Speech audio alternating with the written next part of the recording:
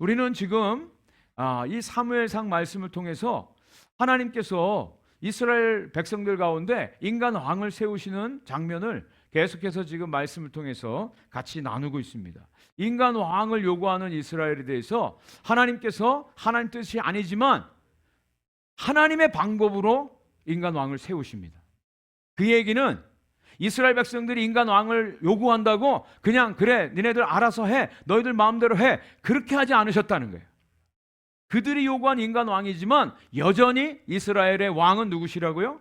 하나님이시라는 거예요. 그래서 이스라엘 왕을 이제 세울 때 제일 먼저는 사무엘이 사울에게 기름을 부었죠. 그다음 두 번째로는 제비를 뽑았습니다. 그리고 세 번째로는 암몬과의 전쟁에서 대승을 거두게 해서 모든 백성들로 하여금 사울을 왕으로 세우도록 그렇게 하시는 거예요. 이 장면이요, 그냥 짧은 말씀, 이스라엘의 사울이 왕이 되는구나, 그것이 아니라 오늘 종교개혁주의를 맞이해서, 일부러 짠 것이 아닌데 종교개혁주의를 맞이해서 오늘날 하나님이 원하시는 하나님의 나라의 특징이 무엇인지를 우리에게 정확하게 가르쳐주고 있어요. 예수 그리스도께서 이 땅에 오셔서 하시는 일이 가장 중요한 것이 하나님의 나라를 회복하고 하나님의 나라를 세우기 위해서 오셨어요. 하나님의 나라는 하나님의 통치가 이루어지는 영역을 말합니다. 하나님의 나라, 백성으로 우리가 살아가는데 하나님 나라의 특징이 무엇인지 오늘 본문에서 저는 세 가지로 함께 나누면서 은혜를 나누려고 합니다. 첫 번째로는 하나님이 주신 은혜로 승리하고 은혜가 흘러가는 삶을 살게 되는 거예요. 하나님의 은혜로 승리하고요, 먼저. 그리고 그 은혜가 나에게 머물러 있으면 안 돼요.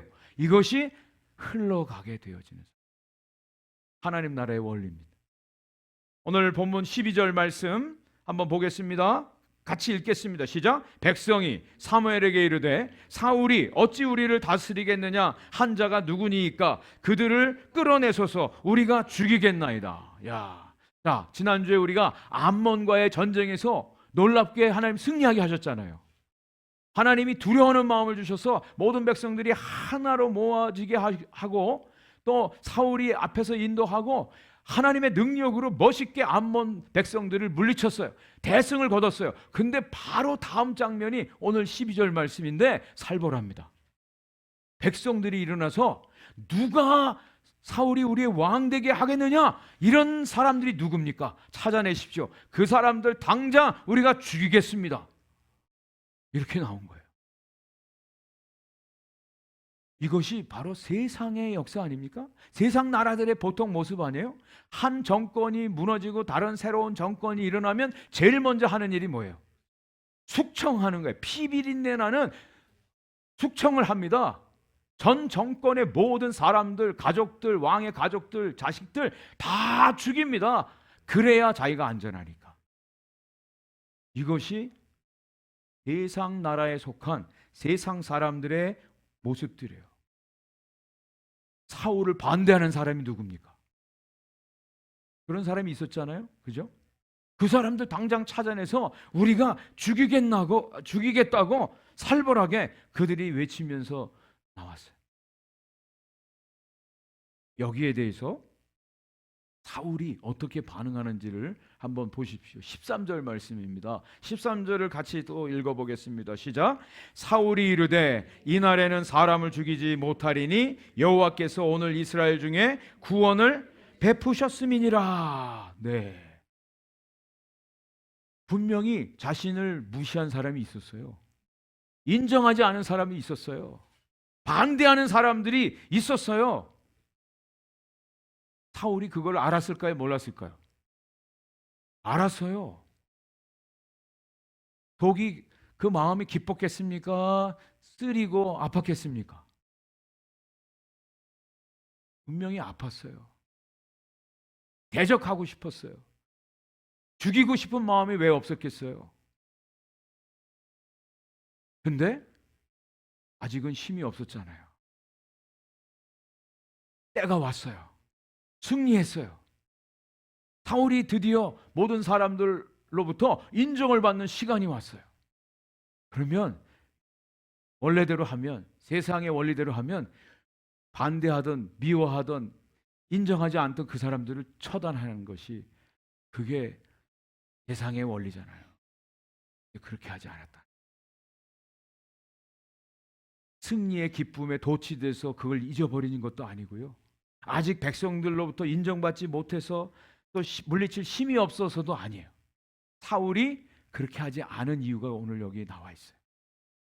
뭐라고 말씀하고 있습니까? 여호와께서 오늘 이스라엘을 이기게 하셨다. 자기의 어떤 능력이나 자기의 실력이나 자기의 어떤 전술 전략이나 자기의 어떤 리더십을 가지고 물리쳐서 이겼다면 그렇게 할 수도 있지 않습니까? 그런데 분명하게 사울 자신이 그것을 알게 되었다는 거예요. 이 전쟁, 암몬과의 전쟁에서 이긴 것은 자기 실력이 아니라는, 자기의 능력이 아님을 그는 너무나 잘 알고 깨달은 거예요. 역사적으로 봐도, 상황적으로 봐도, 군사력으로 봐도 자기의 실력이 아니라고 하는 것을 알게 된 거예요. 이것은 하나님이 하신 거야. 하나님이 자기를 통해서 이 이스라엘 백성들을 이끌고 가서 암몬 자손들을 이기게 하셨음을 그가 깨닫게 된 겁니다. 여러분, 이것을 다르게 말하면 은혜의식이라고 말합니다. 하나님의 은혜인 것을. 이것이 하나님의 은혜입니다. 그렇다고 내 실력을 연마하지 말라는 게 아닙니다. 자기를 준비하지 말라는 것이 아니에요. 물론 우리가 해야 될 일은 다 해야 됩니다. 준비해야 됩니다. 공부도 열심히 해야 됩니다. 훈련 받아야 됩니다. 지식도 쌓아야 됩니다. 그러나 그 모든 것도 하나님으로부터 온 것임을 우리는 기억해야 돼요. 여러분, 하나님의 나라가 어떻게 이루어지느냐? 철저하게 하나님의 나라는 하나님으로부터 시작된다. 우리가 어떤 만들어서 회의를 통해서 우리가 어떤 계획을 짜서 하는 것이 아니에요. 하나님에 의해서 이루어져요.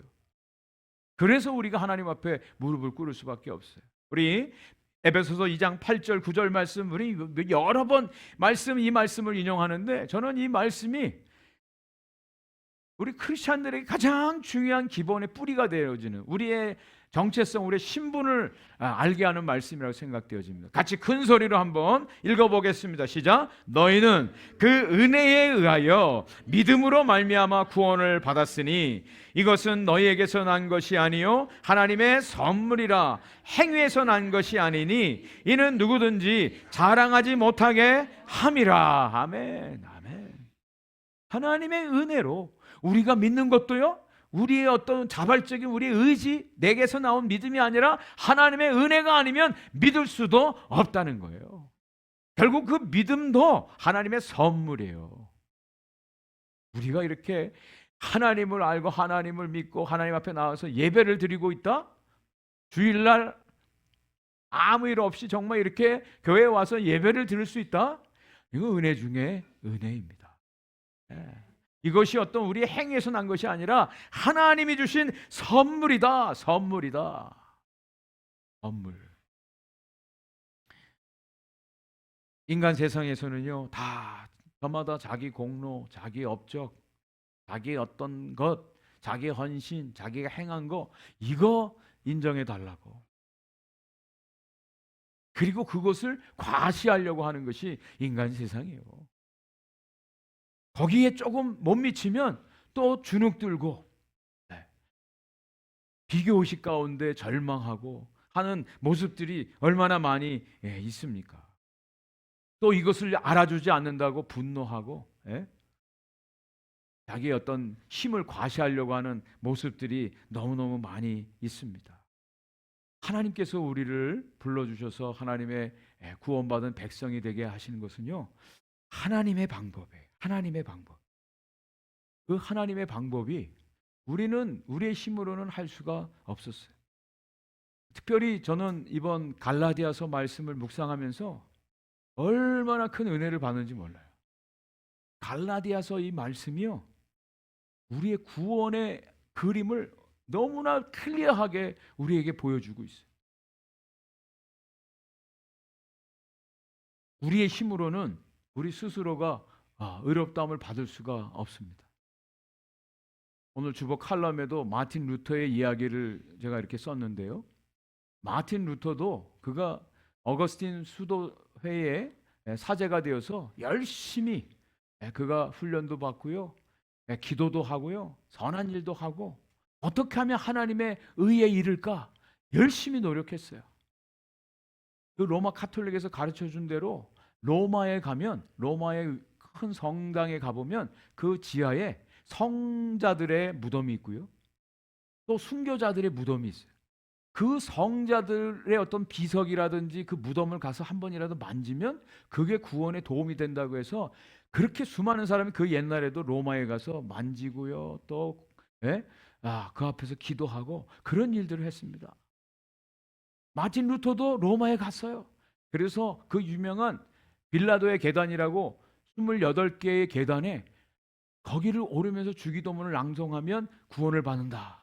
그래서 그냥 오를 수 없어서 무릎으로 그 28개의 계단을 오르면서 하나님의 의에 이르는 그 일들을 노력했어요. 무릎에서는 피가 철철 흘러요. 그리고 주기도문을 암송했어요. 그래도 여전히 자기 안에 있는 이 죄의 문제를 해결할 수가 없는 거예요.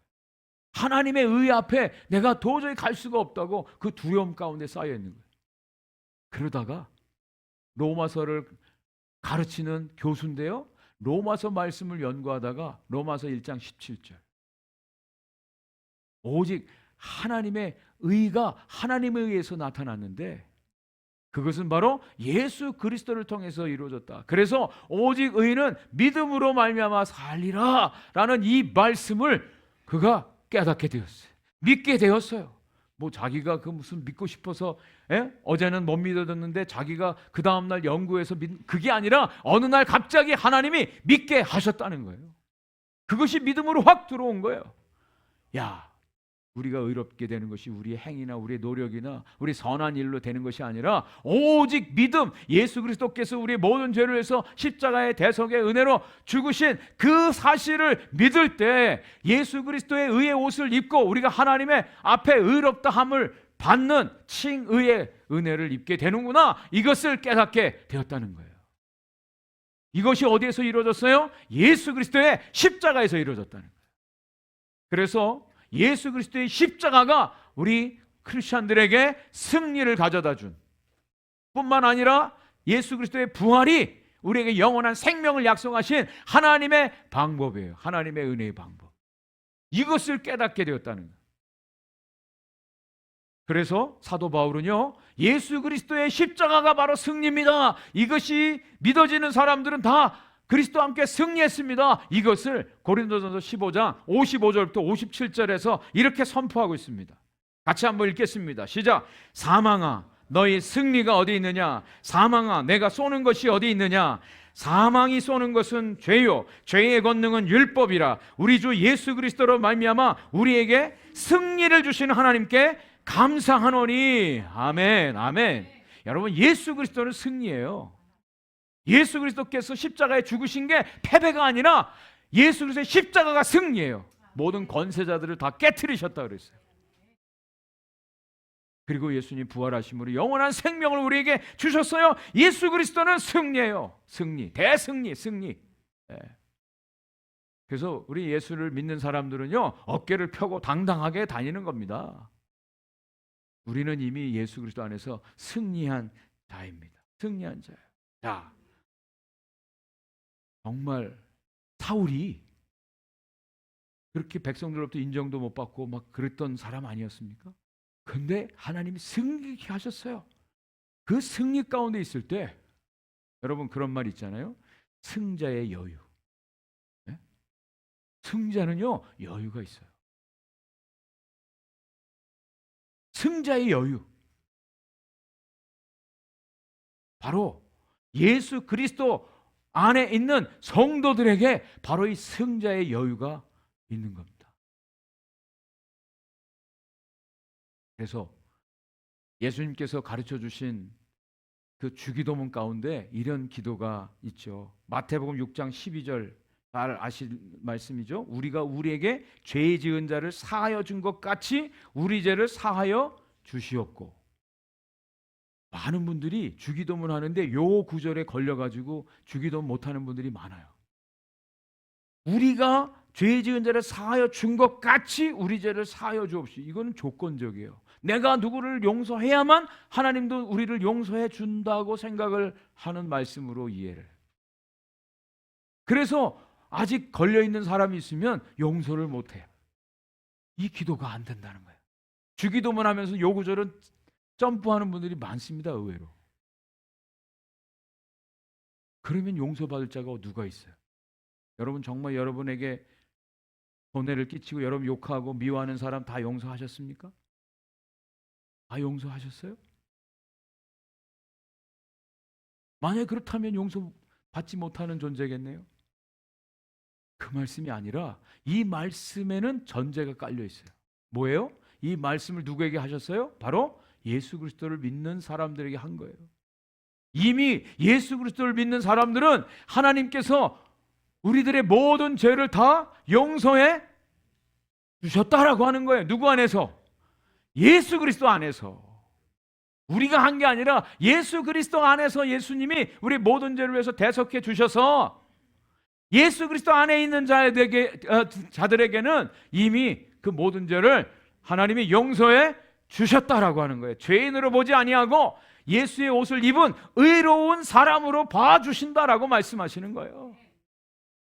이미 우리는 용서를 받은 사람들이에요. 그렇기 때문에 승자의 여유, 다른 사람들을 용서하고 다른 사람들에게 긍휼을 베푸는, 은혜를 흘러보내는 그런 삶을 살게 된다라고 하는 것입니다.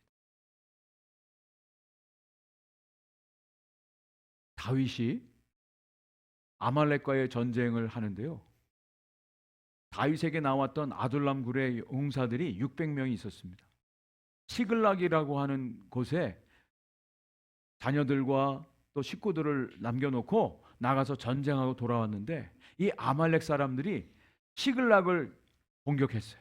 그래서 거기에 가족들, 또 재물들 다 가지고 도망갔어요. 이 소식을 듣고 백성들이 다윗을 돌로 쳐 죽이려고 했어요. 당신 때문에 우리 가족들 다 지금 포로되고 우리 재산들 다 잃어버렸습니다. 그때 다윗이 하나님 앞에 간절히 기도하면서 하나님 어떻게 할까요? 가서 아말렉을 추격해라. 하나님 말씀하셔서 600명을 데리고 아말렉 군대를 추격합니다. 그런데 600명 중에 200명이 지쳐 있었어요. 오랜 이 전쟁 때문에. 부솔이라고 하는 시냇가에 200명을 남겨놓고 400명을 데리고 그 아말렉 군사들을 추격해서 그들에게 빼앗겼던 모든 것들을 다 다시 찾아옵니다. 어마어마한 전리품들을 가지고 돌아옵니다.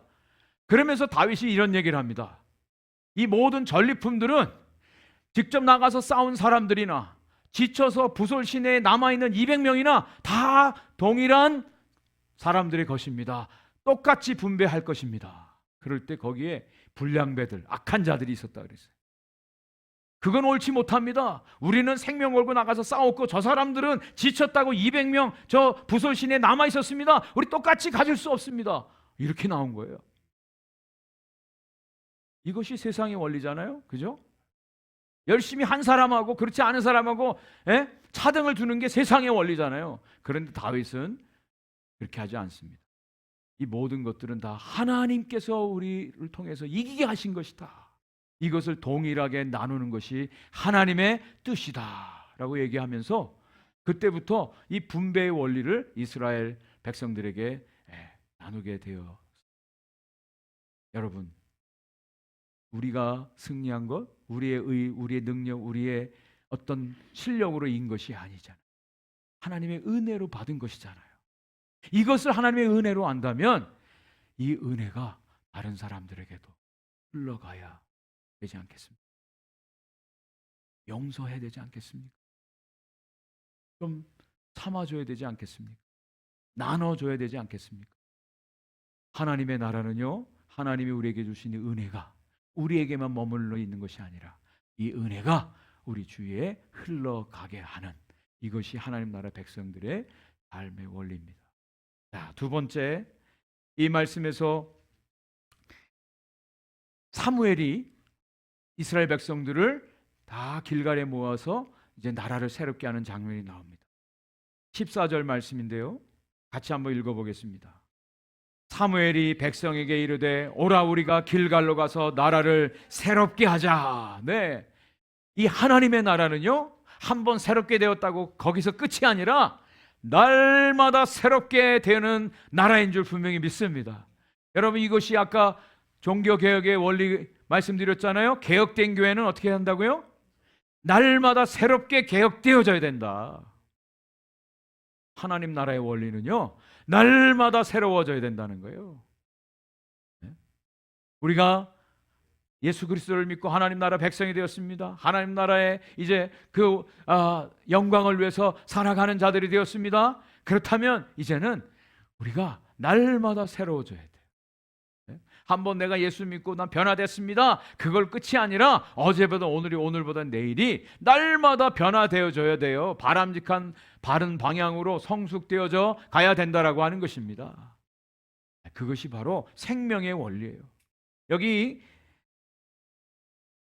사무엘이 이스라엘 백성들을 전체로 다 모았을 때는 처음에는 미스바에 모였어요. 미스바. 그래서 거기서 회개하고 하나님 앞에 기도하면서 하나님의 뜻을 구했습니다. 그리고 사울 왕을 세울 때도, 제비 뽑을 때 어디서 모였어요?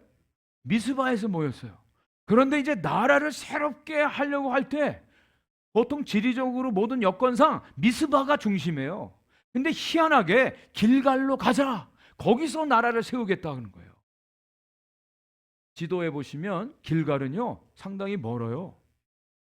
한 38마일 정도 되는 곳입니다. 거기까지 가서 나라를 새롭게 하자는 거예요.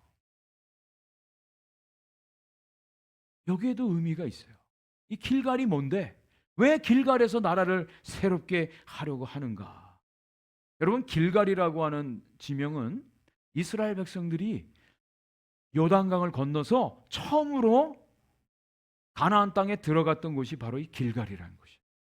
거기에서 여호수아가 이스라엘 백성들에게 12지파 각 대표 중에 한 사람씩 그 요단강 건넜을 때 그 돌을 가져다가 거기다가 기념탑을 세웁니다. 그러면서 그런 얘기를 해요. 요단강을 건넌 것, 이것은 하나님의 기적으로 요단강을 건넌 것입니다. 이것을 기억하십시오. 이런 의미에서 12돌을 가지고 기념탑을 세우게 됩니다. 그리고 거기에서 이스라엘 백성들에게 할례를 다시 행합니다. 출애굽한 이스라엘 백성들이 광야 40년 동안 지내면서 1세대들은 다 죽었어요. 할례 받았던 사람 다 죽었어요. 그런데 그들의 자녀들, 새로 태어난 그들의 자녀들은 광야 생활 가운데 할례를 받지 못했습니다. 그래서 이 길갈이라는 곳에서 다시 할례를 행했던 곳이에요. 할례라고 하는 것은 몸에 하나님의 언약 백성이라고 하는 증표를 갖는 행위입니다. 그래서 정말 누가 뭐래도 당신은 하나님의 백성입니다, 하나님과의 온전한 관계가 이루어지는, 세워지는 것이 바로 이 할례라고 하는 거예요. 하나님이 구원하셨습니다. 그리고 하나님과 온전한 관계를 이제 맺게 되었습니다 라고 하는 새로운 하나님과의 릴레이션십이 세워졌음을 이 길갈이라고 하는 곳에서 확인했던 것이 바로 역사적인 사건입니다.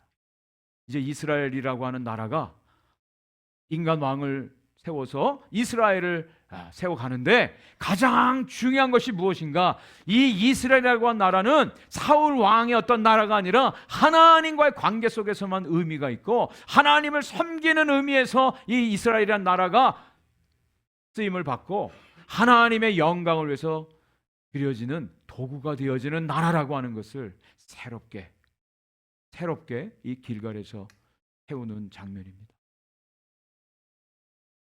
갈라디아서 4장 1절부터 11절까지 보면 사도 바울이 우리 예수를 믿은 그리스도인들에게 진정한 복음의 의미가 무엇인지를 이 자녀가 성장하는 과정을 비유해서 설명을 해주고 있습니다. 어느 가정에서 아들이 태어났잖아요. 그러면 그 아들이 어느 나이가 될 때까지는 이 아들은 신분은 아들이지만 실제적으로는 종으로서 살아가게 됩니다. 유대인들에게는 12살까지, 헬라에서는 18살까지, 로마에서는 25살까지 이 아이들이 자랄 동안에는 후견인과 청지기들 통해서 이 아이들을 교육시키고 그리고 재산을 관리하게 해줍니다. 분명히 아들이지만 아직까지 아들의 신분을, 그 권리를 갖지 못한 거예요. 그러다가 나이가 되어서 성인식을 할 때부터 정식으로 그 아들로서 그 모든 권한을 실행할 수가 있게 됩니다. 이 말씀을 하면서 사도 바울이 예수 그리스도께서 이 땅에 때가 차서 이 땅에 오셔서 십자가에서 우리의 죄를 위해서 죽으셨습니다.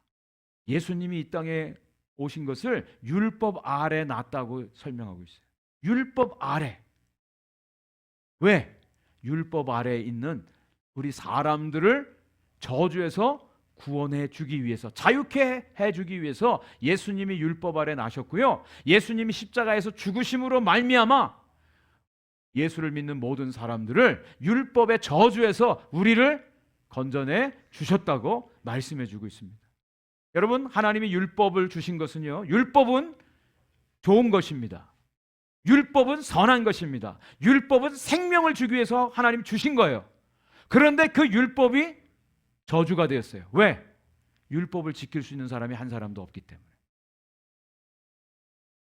율법을 주신 것은 생명을 위해서 주셨는데 그 율법을 다 지켜야만 생명을 얻어요. 근데 생명을 얻을 만큼 율법을 다 지킬 사람이 한 사람도 없어요. 그래서 율법이 곧 저주가 되었다는 거예요. 모든 사람이 다 저주 아래 놓여 있었어요. 근데 예수님이 율법 아래 태어나셔서 우리 율법의 모든 저주에 있던 사람들을 건져내 주시기 위해서 십자가에 죽으심으로 우리에게 생명을 주셨다는 거예요.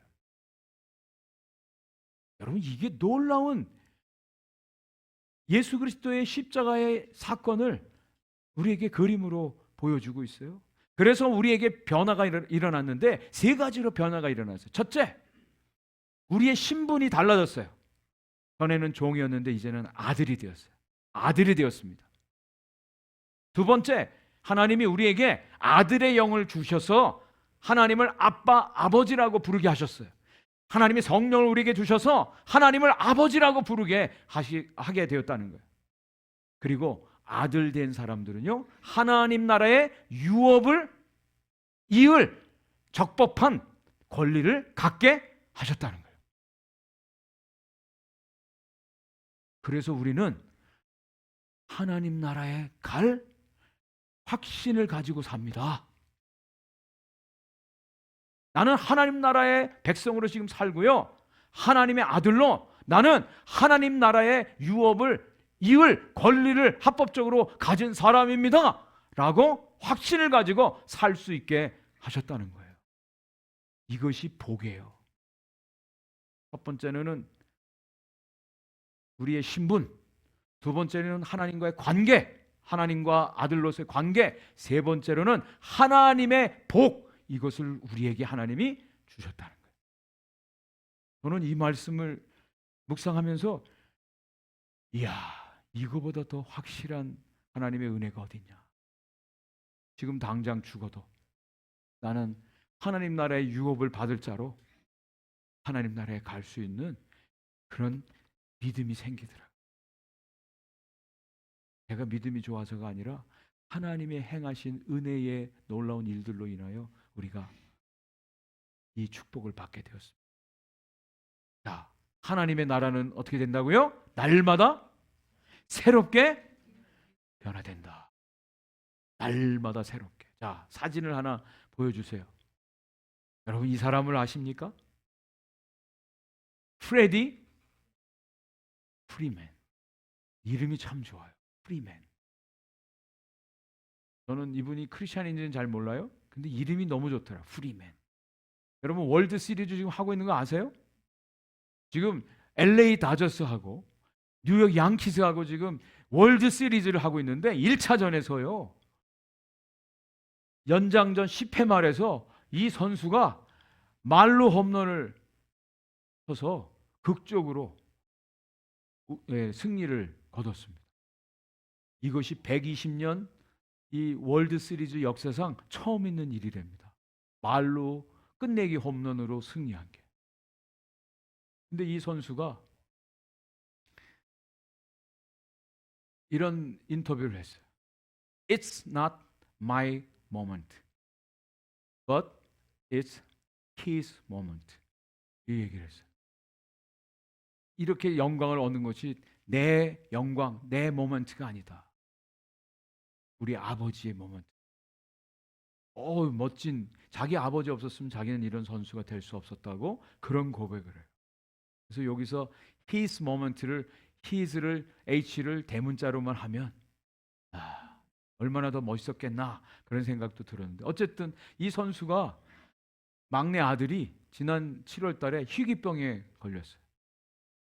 그래서 게임도 못 나갈 그런 처지였고, 바로 이 월드 시리즈 전에 발목 부상을, 큰 부상을 당해서 출전할 수 없는 그런 상황도 있었어요.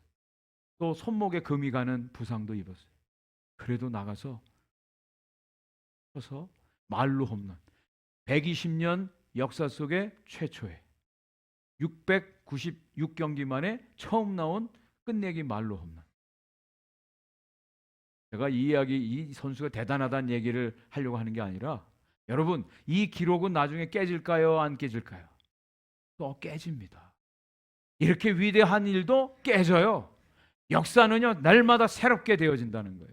여러분, 하나님의 은혜는요, 오늘 내가 충만히 정말 너무나 놀라운 은혜를 받았습니다, 그게 다가 아니에요. 내일 또 다른 엄청난 은혜가 기다리고 있다는 거예요. 하나님의 나라는요, 날마다 새롭습니다. 그래서 정말 하나님 나라에 사는 사람들은요, 늘 기대감으로 충만해요. 기쁨이 있습니다. 감사가 있습니다. 지금 당장 현재의 모습을 보고 불만 불평하고 원망하는 게 아니라 내일을 바라보고 하나님이 하실 일들을 기대하면서 하나님을 찬양하는 거예요. 이게 하나님 나라의 원리입니다. 하나님 나라의 백성으로 우리가 살아야 되지 않겠습니까? 자, 마지막 세 번째 결론입니다. 하나님을 경외하는 예배와 그리고 그 기쁨을 이웃들과 나누는 삶으로 하나님 나라에 사는 백성들의 삶이 이루어지게 됩니다. 자, 이스라엘 백성들이 사울을 왕을 삼고요, 그 15절 말씀 어떻게 되어 있습니까? 모든 백성이 길갈로 가서 거기서 여호와 앞에서 사울을 왕으로 삼고 길갈에서 여호와 앞에 화목제를 드리고 사울과 이스라엘 모든 사람이 거기서 크게 기뻐하니라. 이스라엘 백성들이 사울 왕을 세우고 제일 먼저 한 것이 화목제를 드렸다는 거예요, 하나님께. 여기 화목제는요, 이 이스라엘 백성들의 5가지 제사 중에 좀 다른 제사하고 특이합니다. 화목제는요, 이것은 자발적으로 드려지는 제사예요. 의무에서 드리는 게 아닙니다.